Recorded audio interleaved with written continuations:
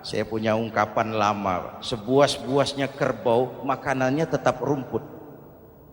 Saya belum pernah dengar ada kerbau terlalu buas lalu makan roti. Betul? Tapi manusia kalau sudah dikendalikan nafsu, manusia bukan cuma makan nasi, aspal, semen, kertas, minumnya solar, jauh lebih buas daripada binatang.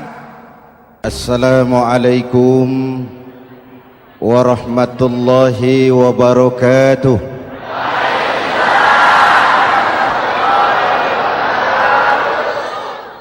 Alhamdulillah wassalatu wassalamu ala rasulillah Sayyidina Muhammad ibn Abdullah wa ala alihi wa sahbihi wa mawala, amma ba'du.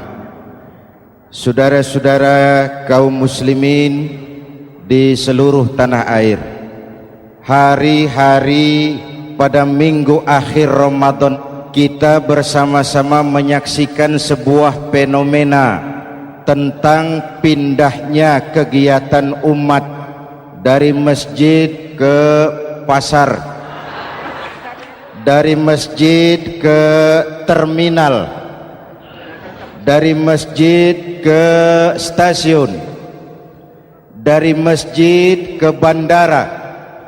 Apa boleh buat, itulah wajah kita, bahwa lebaran artinya mudik, bahwa lebaran artinya baju baru dan makanan. Lebaran berbeda dengan Idul Fitri. Lebaran adalah tradisi yang setiap kita boleh ikutan. Siapa saja boleh ikut lebaran, tapi tidak tiap orang bisa merayakan Idul Fitri. Mau puasa atau tidak puasa boleh lebaran, tidak dilarang sama petugas keamanan. Mau ibadah Ramadan atau tidak melaksanakan ibadah Ramadan boleh ikut lebaran, tapi tidak berarti merayakan Idul Fitri, karena selalu ada kos dari apa saja yang kita lakukan. Saya mau cerita, mau dengar nggak? Ada dokter gigi, dokter baru, satu sore praktek, pasiennya 4 orang nunggu duduk jejeran. Dipanggil pasien pertama, diperiksa, berlubang giginya, dicabut tanpa dibius. Namanya dokter baru. Pasien ini teriak, aduh sakit dok, tidak kuat, sakit. Teriakannya keras sekali. Pasien yang 3 orang yang nunggu gemeter, lari semua. Sudah saya dicabut, diobati, selesai, tanya, sudah selesai dok? Sudah mas. Berapa biayanya? 200.000. Loh, biasanya kan 50.000, kok 200.000? Biasanya sih memang 50.000, tapi siapa suruh kau teriak? Yang 3 lari.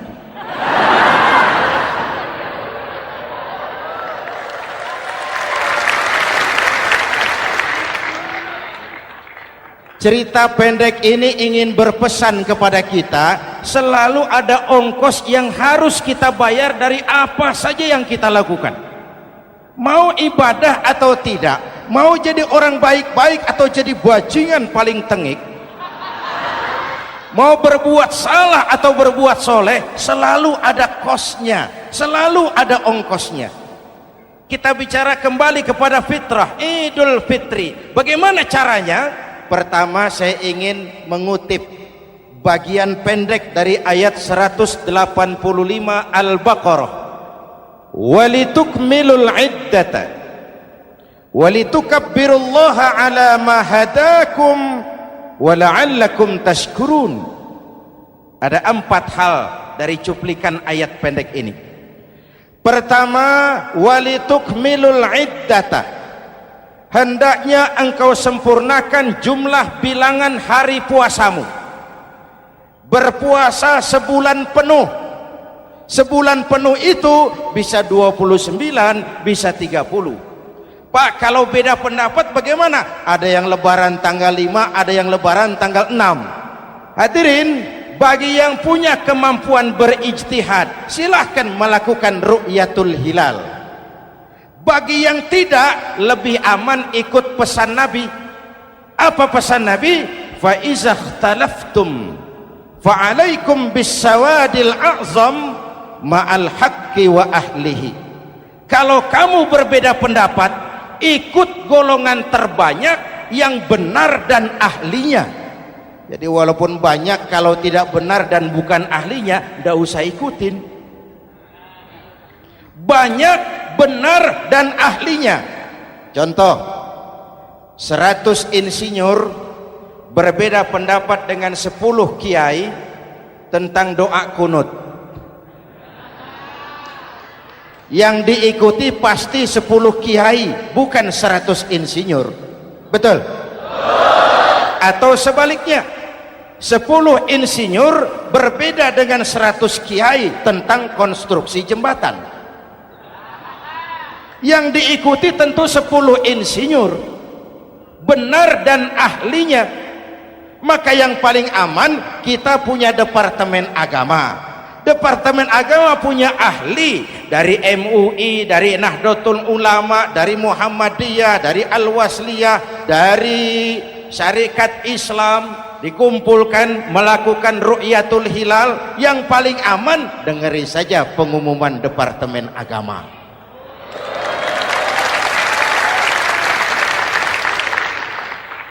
Tapi tetap menghormati mereka yang meyakini 1 Syawal jatuh pada tanggal 5. Beda boleh, marah jangan.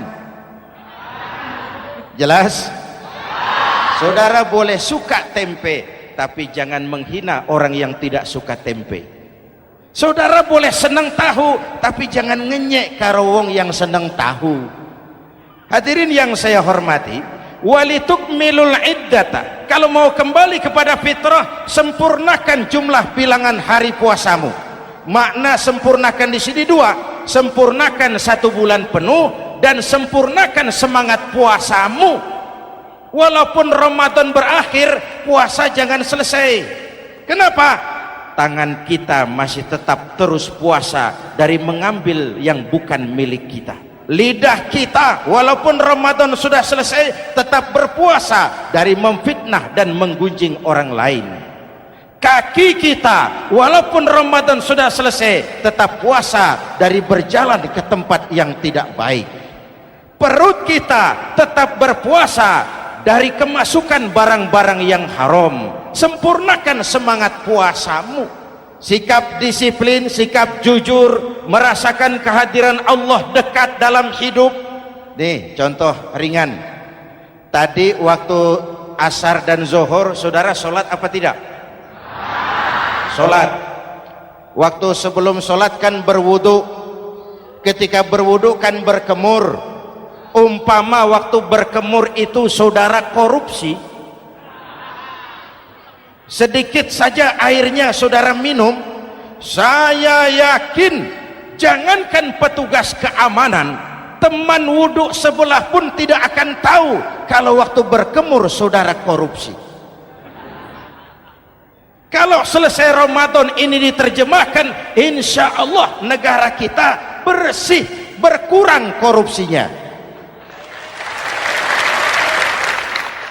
Hadirin yang saya cintai, saya kembali kepada pesan Al-Baqarah 185 tadi. Walitukmilul iddata, sempurnakan jumlah bilangan hari puasamu. Puasa sebulan penuh dan kemudian lanjutkan semangat Ramadan. Disiplin, merasakan diri di bawah pengawasan Allah. Sekarang ini Allah ditekan. Kita iman dalam ucapan tapi sekuler dalam perbuatan. Tuhan cuma ada di masjid, di kantor Tuhan hilang, maka korupsi merajalela. Tuhan cuma ada di masjid, di pasar Tuhan hilang, maka timbangan tetap curang. Iman dalam ucapan tapi sekuler dalam perbuatan. Kalau jiwa dan semangat Ramadan kita bisa terapkan, insya Allah korupsi akan berkurang. Sekarang kan kita prihatin, yang tadinya teriak-teriak wong cilik malah ribut rumah mewah. Yang tadinya teriak-teriak rakyat kecil sekarang malah ribut soal villa 5 miliar. Ini kan menyedihkan, memilukan dan memalukan, tidak punya sense of crisis. Nah, saya juga nggak tahu apa itu. Udah dengerin aja, kenapa sih? Usil bener. Padahal ekonomi kita masih terpuruk, lapangan kerja sulit, jumlah pengangguran rata-rata 2 juta orang per tahun, lapangan kerja baru sulit terbuka karena investor jangankan yang dari luar mau masuk, yang di dalam siap-siap keluar. Terakhir kita dengar Sony, pabrik elektronik besar, mau cabut lagi, pindah invest ke Taiwan, menyusul pabrik silet yang di Ciputat itu. Ketika ditanya apa investasi di Cina lebih murah, tidak, dia bilang lebih mahal, cuma lebih pasti. Di Indonesia murah, cuma mejanya kebanyakan, biaya siluman, namanya siluman gak karu-karuan, keluar uang banyak, urusan tidak pasti, capek. Disahkan undang-undang penyiaran yang justru ditolak oleh masyarakat penyiar sendiri. Industri penyiaran bakal kolaps karena sekarang ini boro-boro mereka industri televisi mau break even point, mau pulang modal, dengan ke depan bisa bangkrut. Akibatnya bisa kita pastikan, jumlah pengangguran makin bertambah. Hadirin yang saya hormati, kita memang setuju jangan terlalu mengadopsi siaran-siaran televisi dari luar, kita harus punya filter. Tapi pada sisi yang sama kita juga harus memperhatikan lapangan kerja buat rakyat kita ini. Walitukmilul iddata, sempurnakan jumlah bilangan hari puasamu. Kalau jumlah hari puasa sudah sempurna, tuntunan yang kedua dari Al-Quran, walitukabbirullah, hendaknya engkau agungkan nama Tuhanmu. Takbiran, takbiran itu bisa sendiri, bisa berjamaah, bisa di rumah, bisa di masjid, bisa di surau, bisa dengan pawai keliling, asal dilaksanakan dengan tertib dan tidak mengganggu lalu lintas umum. Prakteknya yang terjadi, pawai keliling itu mengganggu ketertiban umum, perang petasan, mengganggu lalu lintas, terjadi macam ada yang takbiran bawa bendera partai. Innalillahi wa inna ilaihi raji'un. Ini takbir politik. Hadirin yang saya hormati, kalimat takbir dalam kondisi kita, saya ingatkan kepada satu ungkapan Bung Tomo. Bung Tomo, pelaku sejarah, tokoh 10 November yang dikenal sebagai Hari Pahlawan, dalam satu pidatonya saya ingat pernah berkata, andai kata tidak ada kalimat takbir, ini ungkapan Bung Tomo, andai kata tidak ada kalimat takbir, saya tidak tahu dengan apa saya harus menggerakkan putra-putra terbaik bangsa untuk bangkit berjuang melawan penjajah.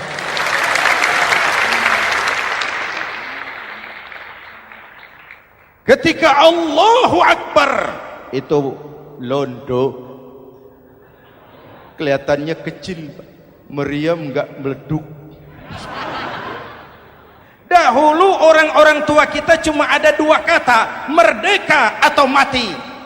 Tidak berpikir nanti kalau menang dan merdeka saya jadi wali kota di mana.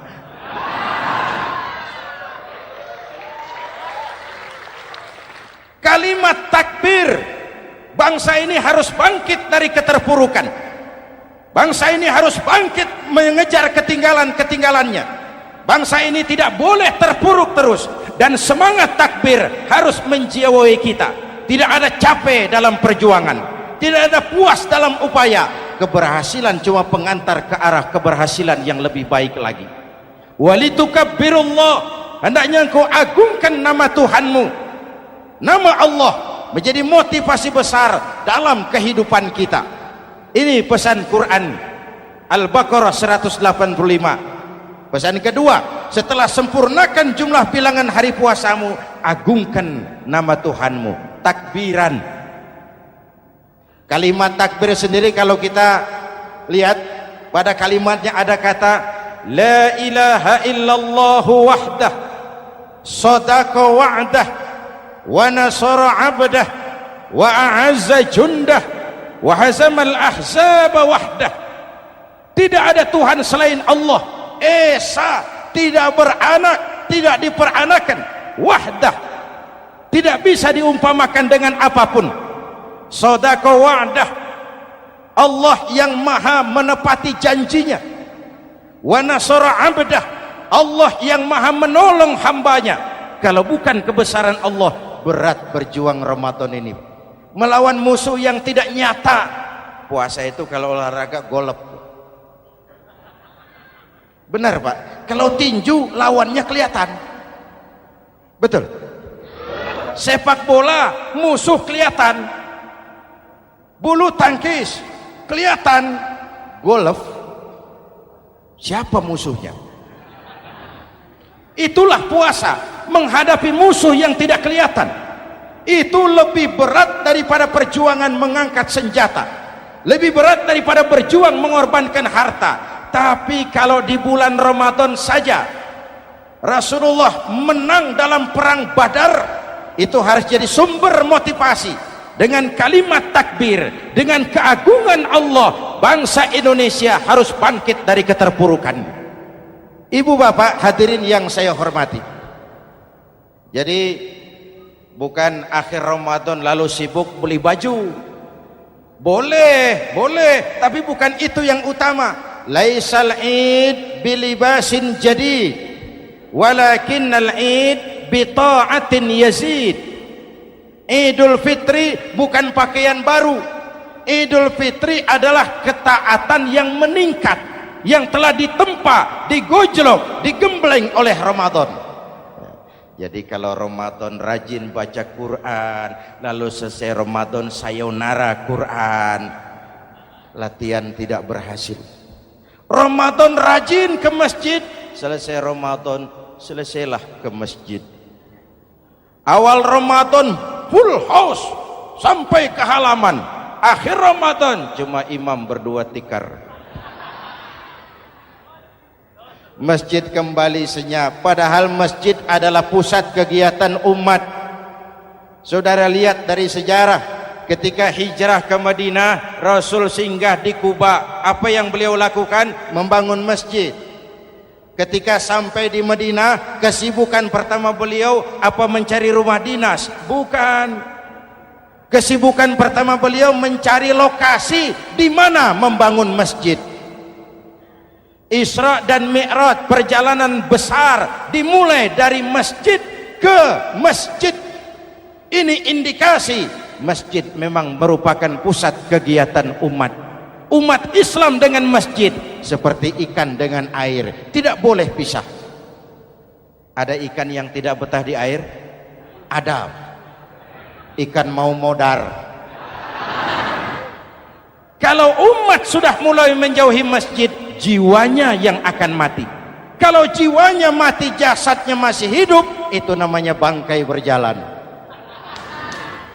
Walitukabbirullah, engkau agungkan nama Tuhanmu. Takbiran, setelah berjuang penuh membina takwa, mengharap ridho, mengendalikan nafsu. Ingat loh, puasa itu bukan menghilangkan nafsu, mengendalikan, menempatkan pada tempatnya. Manusia tanpa nafsu bukan manusia, tapi manusia yang disetir nafsu turun jadi binatang, bahkan lebih rendah daripada binatang. Puasa ini menempatkan nafsu di tempatnya. Hai laki-laki, kamu nafsu sama perempuan? Betul Pak. Perempuan suka laki-laki? Betul Pak. Boleh lewat sini, lewat pintu yang disebut nikah. Ini nafsu disalurkan lewat pintu yang disebut nikah. Jangan seperti ayam kawin tiap malam, nikah tidak mau.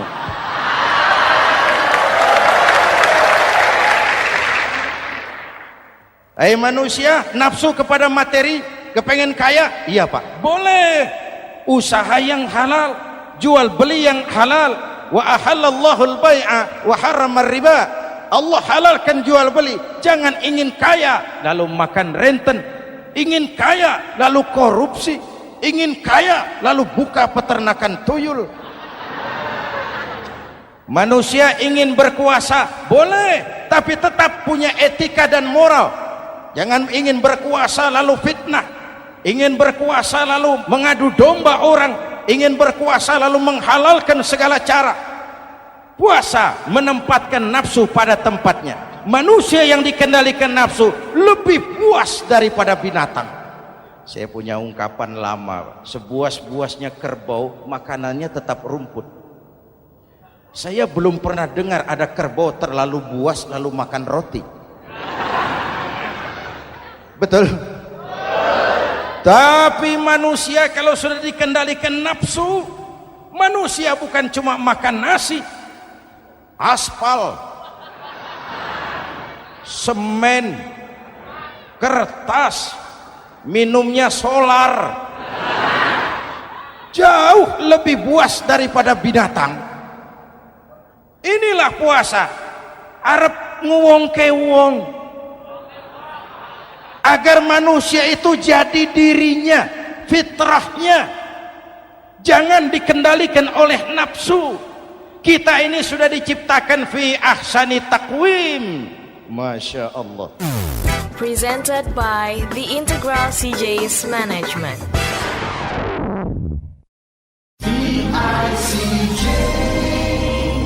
Hadirin, yang ketiga pesan Al-Baqarah 185 tadi.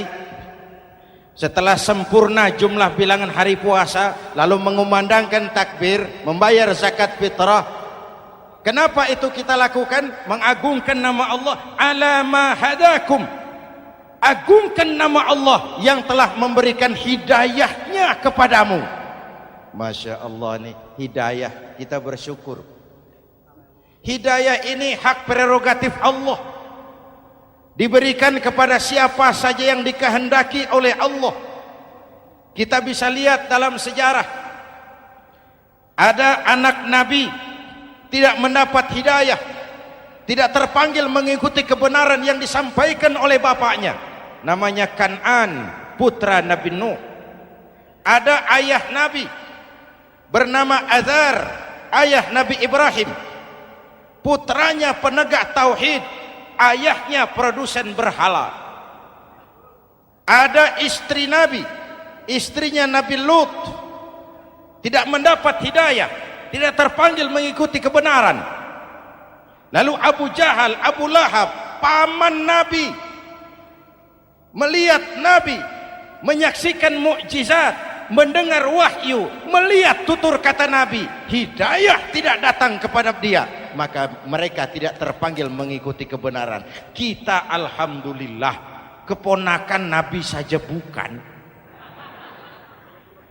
mendapat yang namanya hidayah ini.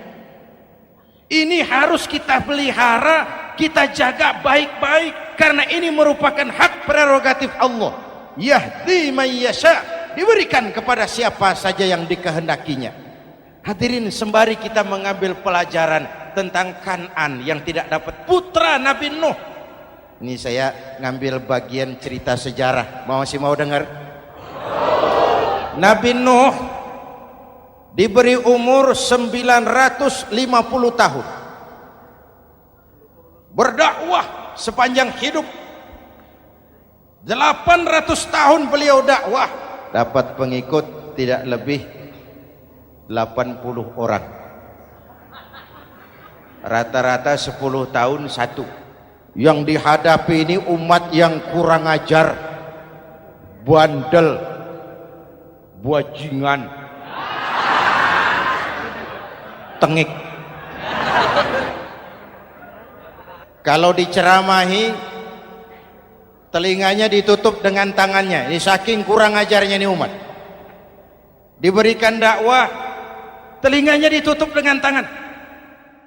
Nabi Nuh ketika di puncak kesabarannya munajat, ya Rabb, bagaimana Nuh? Siang malam saya berdakwah kepada umat ini. Saya sampaikan risalahmu, saya canangkan seruanmu, saya sampaikan ajaranmu. Inni da'autu qaumi lailan wa nahara. Siang malam saya berdakwah kepada umat.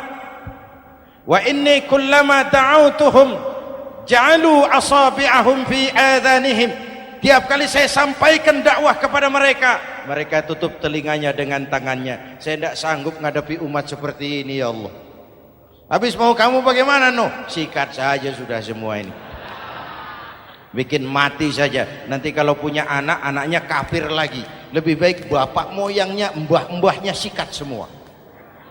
Rabbi la tazar 'alal ardi minal kafirina dayyara. Jangan disisakan orang kafir. Habisin semua. Itu mau kamu? Iya. Buat kapal Nuh, nanti aku turunkan banjir. Dengan apa saya membuat kapal ya Rabb? Pakai kayu Nuh. Kayunya dari mana ya Rob? Dari pohon tentu. Pohonnya belum ada ya Rob. Tanam dulu Nuh. Membuat kapal kayunya nanam pohon dulu. Apa artinya?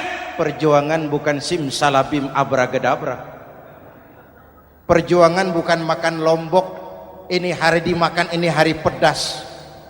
Perjuangan itu proses. Ada keringat, ada air mata, ada darah, tempo-tempo nyawa. Itulah perjuangan.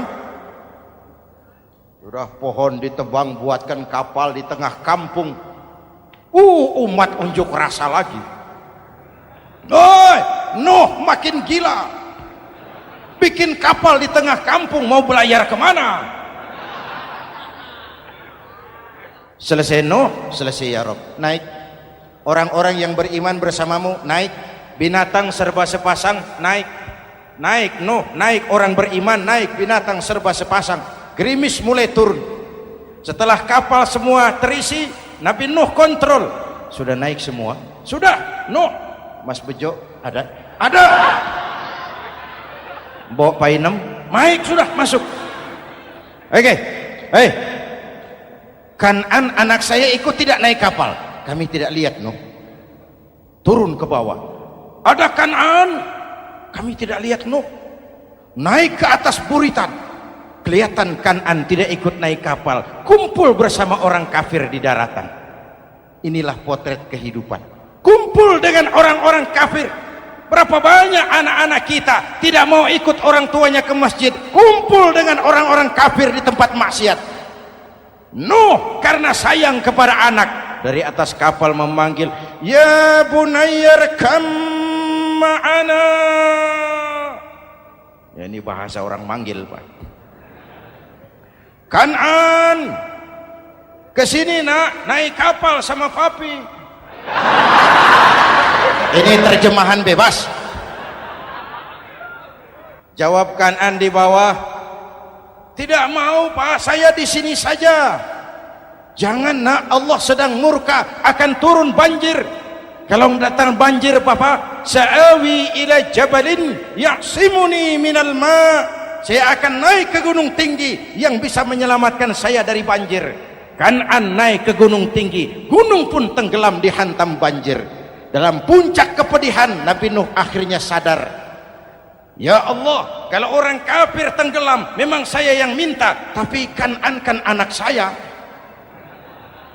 Nuh, anggap Kan'an bukan anakmu. Wa innahu amalun ghairu salih.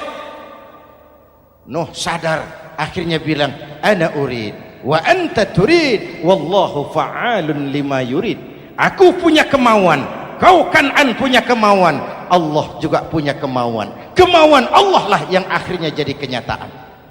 Nek sekarang juga kita ngadepi musim banjir. Bukan banjir air saja, banjir peradaban-peradaban yang masuk ke negeri kita. Banjir maksiat, banjir munkarot. Kalau kita sudah ke masjid, kita sudah naik kapal, tolong kontrol anak-anak kita, tolong kontrol tetangga kita. Ayo naik kapal, banjir.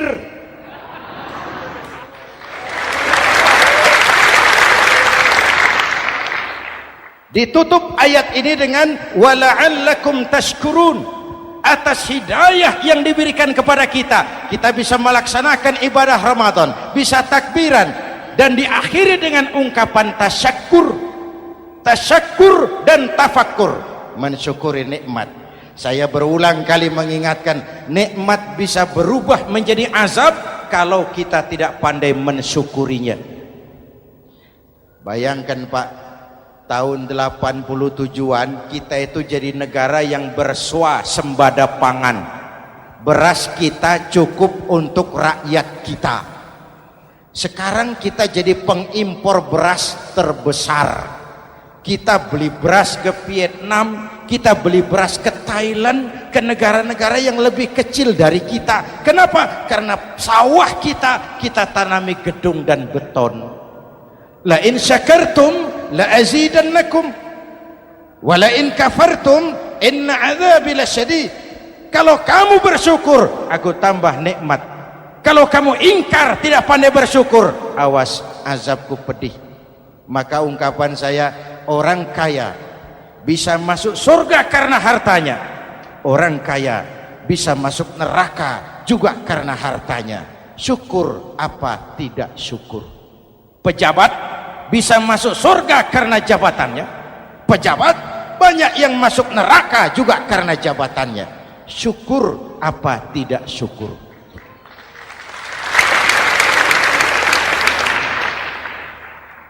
Orang alim, kiai bisa masuk surga karena ilmunya. Orang alim pun bisa masuk neraka lebih dulu dari penyembah berhala juga karena ilmunya. Syukur apa tidak syukur? Kasih jabatan sebagai pemimpin lalu menyadari sayyidul qaumi khadimuhum, pemimpin suatu umat adalah pelayan bagi umat itu. Pelayan harus melayani, bukan minta dilayani. Selama ini kita memandang jabatan itu jalan pintas menuju kaya. Jabatan itu artinya kekuasaan dan fasilitas, maka yang lahir rampok-rampok baru.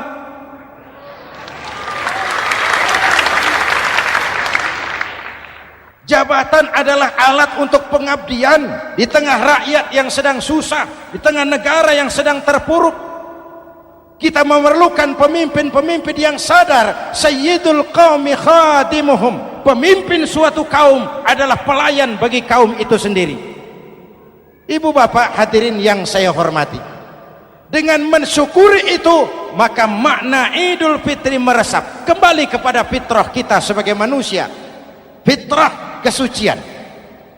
Secara sederhana orang gambarkan kembali kepada fitrah seperti bayi baru dilahirkan oleh ibunya, bersih, suci, tanpa dosa, lantaran sudah dibersihkan oleh ibadah Ramadan. Tapi para ulama khalaf ada yang mengartikan fitrah itu kecenderungan kepada kebajikan, kecenderungan kepada kebaikan, itu juga fitrah.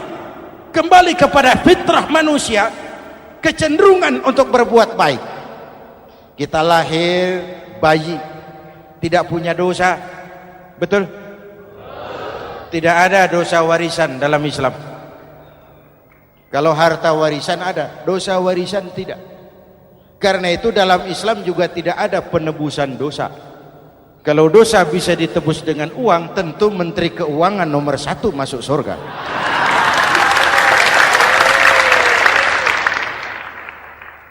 Dosa dalam Islam ditebus dengan taubat, langsung kepada Allah, sonder calo.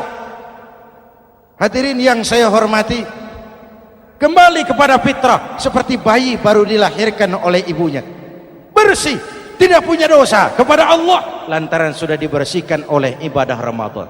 Soalnya kemudian kita kan tidak hanya bersalah kepada Allah, kita ini juga bergaul dengan sesama manusia, betul? Sebuah hadis, sahabat ditanya oleh Rasul, atadruna manil muflis? Saudara-saudara tahu kamu siapa orang yang bangkrut? Oh Rasul, orang bangkrut yang tidak punya uang, orang bangkrut yang tidak punya harta. Salah kata Rasul. Innal muflisa min ummati, yang bangkrut dari golongan umatku, yang besok di hari kiamat datang menghadap Allah dengan membawa pahala solat, membawa pahala zakat, membawa pahala haji, membawa pahala sedekah pada satu pihak. Sementara pada sisi yang lain sebelah kiri, orang ini juga datang membawa kesalahan karena pernah mencaci maki orang, pernah memfitnah orang, pernah memakan harta orang dengan cara yang zalim. Satu sisi bawa kebajikan, sisi lain bawa kesalahan. Kalau ini yang terjadi, bagaimana nasib kita? Kata Nabi, Tuhan, ini pahala solat saya, ini solat yang wajib, ini yang sunnah, rawatibnya, nawafilnya. Datang orang, sebentar Tuhan, apa? Dia memang rajin solat, tapi saya pernah dicaci maki, hancur nama saya, remuk hati saya. Di dunia saya tidak bisa membalas karena dia lebih berkuasa. Sekarang saya menuntut keadilan. Betul? Iya Tuhan. Sini pahala solatmu, kasih orang yang kau caci maki. Tuhan, ini pahala puasa saya, yang wajib Ramadannya, sunnah 6 hari Syawalnya, Senin Kemisnya. Ini Tuhan. Datang lagi, sebentar Tuhan. Kenapa? Dia memang rajin puasa, tapi saya pernah difitnah tanpa benar, dicorengkan arang ke dahi, hancur nama saya karenanya. Saya menuntut keadilan karena di dunia waktu itu cuma banyak pengadilan, tapi tidak ada keadilan. Benar? Benar. Ini pahala solatmu, kasih orang yang kau fitnah. Tuhan, ini pahala zakat saya. Datang lagi, Tuhan, dia memang suka zakat, tapi korupsinya lebih besar dari zakatnya. Nuntut keadilan. Sini pahala zakatmu kasih. Kalau habis pahala kebaikan, orang yang menuntut masih banyak, diambillah dosa orang yang kita sakiti, diberikan kepada kita. Pahala dipreteli, dosa diberikan. Apa enggak bangkrut? Ibarat orang dagang, modal habis, tagihan hutang datang terus. Kenapa? Orang ini cuma baik hubungannya kepada Allah, tapi tidak baik hubungannya dengan sesama manusia. Karena itu dalam konteks dengan fitrah, manusia makhluk yang fitrah. Apa fitrah itu? Pertama, manusia makhluk yang bertuhan, itu fitrah. Mengingkari Tuhan, mengingkari fitrah. Yang kedua, manusia makhluk sosial, zon politikan, itu fitrah. Kita tidak bisa hidup sendiri. Betapa dan siapapun kita memerlukan yang lain. Maka nuansa Ramadan intinya adalah silaturahmi. Nuansa Idul Fitri silaturahmi antar sesama kita. Ada baiknya saya ingatkan lagi sebuah hadis. Masih mau dengar? Selesai sholat Id, sahabat mendengar Rasul mengucapkan amin 3 kali. Amin, amin, amin. Ya Rasul, ada apa? Tadi turun Jibril selesai sholat, mau berdoa. Muhammad, aku mau mohon kepada Allah, mau kau aminkan? Silahkan Jibril. Jibril doa, Rasul amin. Doanya 3 macam permohonan, maka Rasul 3 kali mengucapkan amin. Kalau sudah Jibril yang doa, Rasul yang amin, apa ya doanya ditolak? Apa isi doanya? Yang pertama, ya Allah, doa malaikat Jibril, hari ini 1 Syawal, waktu itu doanya, saya mohon kepadamu, jangan engkau terima puasa dan ibadahnya anak yang durhaka kepada ibu bapaknya. Rasul mengucapkan amin. Renungan buat kita. Itu sebabnya barangkali sesibuk-sibuk di Jakarta masih mau mudik nemui orang tua. Yang kedua, ya Rabb, saya mohon kepadamu, jangan engkau terima puasa dan ibadahnya istri yang durhaka kepada suaminya. Amin. Kedengaran Bu? Ada ibu-ibu tanya, Pak, kalau suami yang durhaka sama istrinya bagaimana? Hadisnya tidak menjelaskan itu Bu.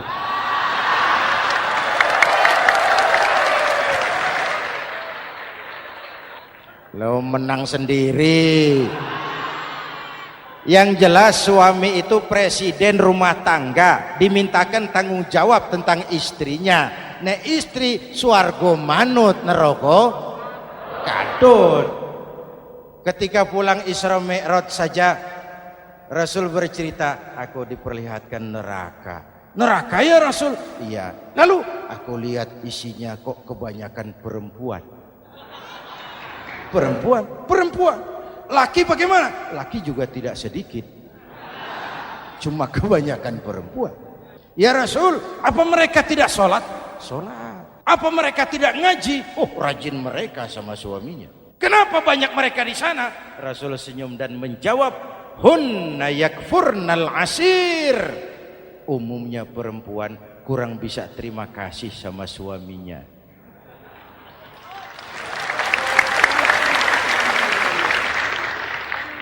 Ini penyakit turunan.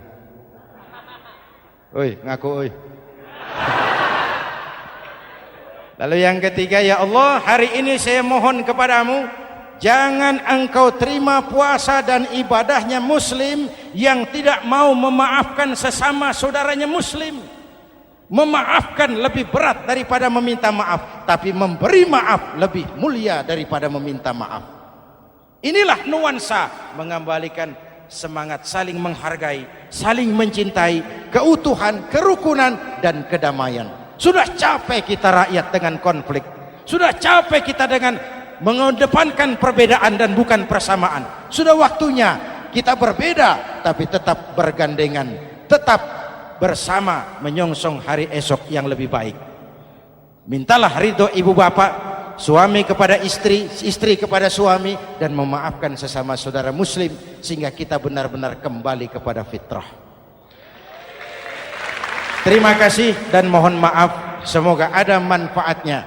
Usikum wa nafsi bitaqwallah. Wassalamualaikum warahmatullahi wabarakatuh.